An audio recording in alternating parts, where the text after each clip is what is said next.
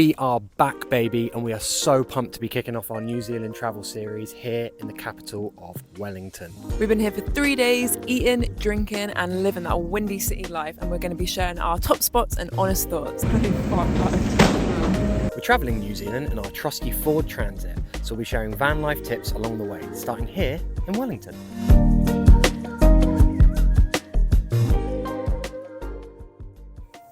I don't know about you, but I'm bloody knackered.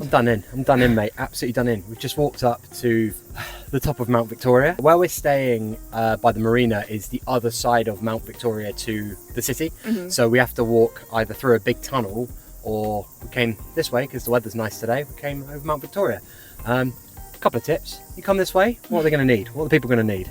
Water. A good positive attitude. Definitely. A moderate level of fitness. I have one of those. Very moderate. So the views from up here are nuts. 360-degree views over the whole city. You can see the airport, you can see where we're staying. Bloody lovely. Love it here. Yeah, and we walked through, where you walk through the little woods to kind of get here, you go past some Lord of the Rings filming locations. You do? It doesn't look anything like the film, but... like anything like it. There's a plaque there. You could see where Frodo and the boys hid from one of the gangly men. There's a plane landing on the runway.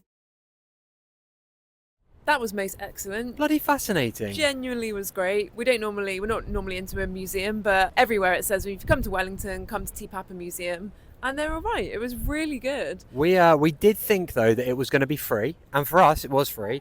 But it's only free if you're a Kiwi resident or living here. That's what he asked. He said, are you living here? Yes, we are, because we're on a visa. So. There's a few different exhibitions in there. There's one on the war, and they have these giant models. It was insane, wasn't it? Yeah, and the models are made by the Weta workshop people, so people that make all the special effects. They do all the for, Lord of the Rings, all of those props and stuff. So there's these huge models, and they're so lifelike. All the hairs on the hands are insane. Yeah, it was really cool. And then we walked around the little nature bit. That was really cool, just all about nature and animals. Just stuff in a museum. What was it? That was a colossal Whoa, squid. Sorry guys, it's going to get blown away. Yeah, hopefully it's still here. Right, so Wellington's known as the Windy City. Yeah, after the war bit, we led on into the nature section. Which was also insane. Which was excellent. And they had a real colossal squid. It's the only one that's ever been That thing was bloody massive. Aliens, they're already here. They've been here the whole time. So, that's cool. It's such a cool museum, loads of interactive stuff. If you like squids and war, go to the Te Papa Museum. It's something to do for an hour, and it was actually pretty 10 out of awesome. 10 recommend. 10 out of 10 recommend. Next up is the Wellington cable car, where a return ticket will set you back a measly $12. The cable car has just celebrated its 120-year anniversary and shuttles lazy passengers like us up and down a 120-metre hill every 10 minutes. It has boring tunnels, blue tunnels, orange tunnels, no tunnels, but most importantly, it has sick views of the city. Once you get to the top, there are a few things you can do. Obviously, we hit up the cable car museum first, and it was every bit as awesome as it sounds. We followed this with a delightful walk through the botanical gardens.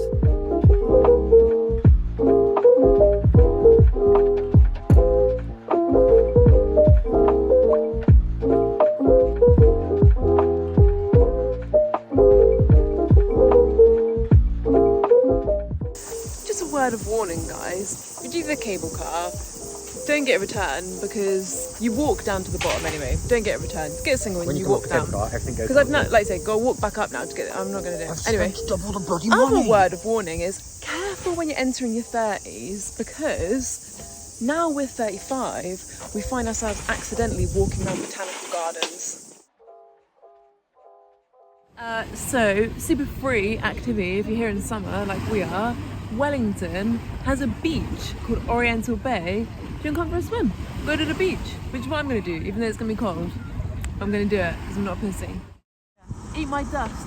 A top recommendation from us, if you want a little wicked cool and have a rad time, is to hire scooters and bim it down the seafront, which conveniently leads from the Evans Bay Marina car park to the beach.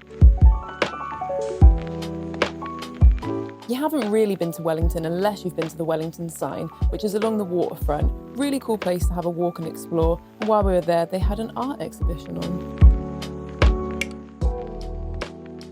Sharing the same pet name that I gave to Luke, the Old Bank shopping area is where you can live out your pretty woman fantasy.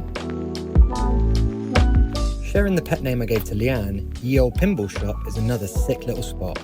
You buy tokens from the friendly man at the desk and you can PB till your heart's content. They've got a huge selection of machines and stock a good range of local craft beers to enjoy.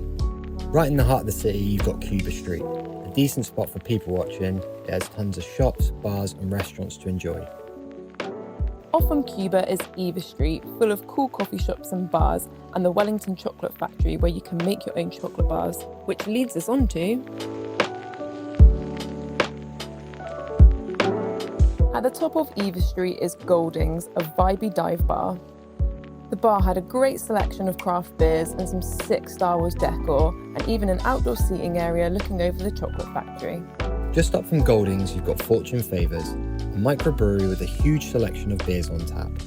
They've got an awesome sun terrace upstairs, and both Golding's and Fortune Favours allow you to bring food in from Gorilla Burger or Pomodoro Pizza next door. An excellent find and turned out to be our favourite bar was Little Beer Quarter. 11 out of 10 for vibes, and it had a super European feel. If like us, you're country music fans, another recommendation is Dakota's for a pint. And when you're sick of beer, we recommend popping into Mexico for a delicious margarita.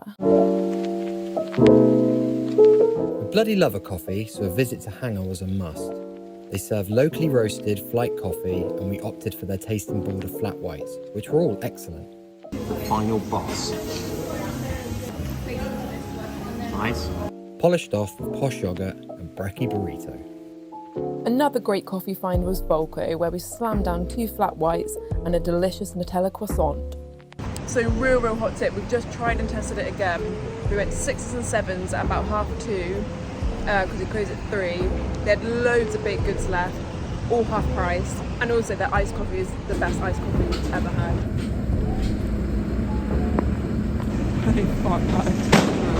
You better believe we got ourselves a couple of tasty pies, and nowhere does it better than Salou. I went for the beef brisket and cheese, and Liano went with a smoky barbecue chicken number. Both absolutely slapped. For something more substantial, we headed to Hideout, an Asian fusion restaurant. We ordered the OG dumplings, chicken pad thai and a chicken curry. The food was good, but we weren't blown away considering we did have to book a table. If casual eats are more your thing, we ended up in Winner Winner Chicken Shop. The chicken was really good, the mac and cheese not so great.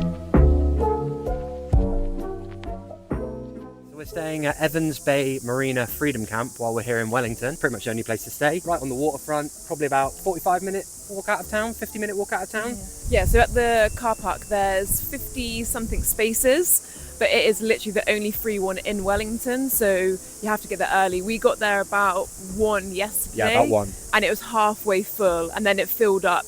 Within the next hour that we were there, it was completely full. So you can stay there for 4 days. So yeah, you can stay there 4 real nights. hobo it up. There's toilets at the car park, so if you need a shit, you can go and do that. It's great. I've done it twice. And also there is a swimming pool that's literally like a 5-minute walk where you can grab a shower for like, what is it, like $5? Yeah, it was like $5 each, which is like $5. £2.30. Yeah, so you can grab a shower. Nice so warm shower. we can be less stinky, temporarily at least. And then if you are really brave, down the road from the car park, there is a actual like an outdoor like beachy shower, which is obviously free, but it is cold. Other facilities at Evans Bay include dump station for your poo and wee. Drinking water. Do not drink in water. Secret toilets next to the marina office.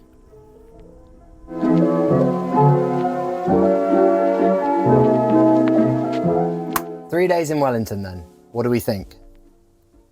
Great, I had a great time. 10 out of 10 recommend. Yeah, Wellington is a sick city. Like we really loved Auckland, but I think for the size, Wellington feels, I don't know, a bit cooler. It's Yeah. a lot smaller, isn't it? Feels like a lot. A lot smaller, more easy to walk from area to area. Definitely a lot more like alternative and like a larger queer scene, I would say I noticed, which I love. We heard a fact that, was it Wellington has more bars and restaurants per capita than New York? Yeah. So even if that's not true, it No, gives it you... is, I fact checked it. Oh, did you? Nice. Okay, so it's true. So that gives you an idea of how many places there are to sort of go eat, drink. We went to places that are for us. We really like craft beer places. We really like coffee. So we did that stuff. There's a lot to do here. Anything you're into, you can pretty much cover it here. Yeah, anything to add? No, I just think if you're swinging by that way, if you're heading to South and you're about to get the ferry, spend a few days in Wellington for sure. Fully agree. Right, time to move on.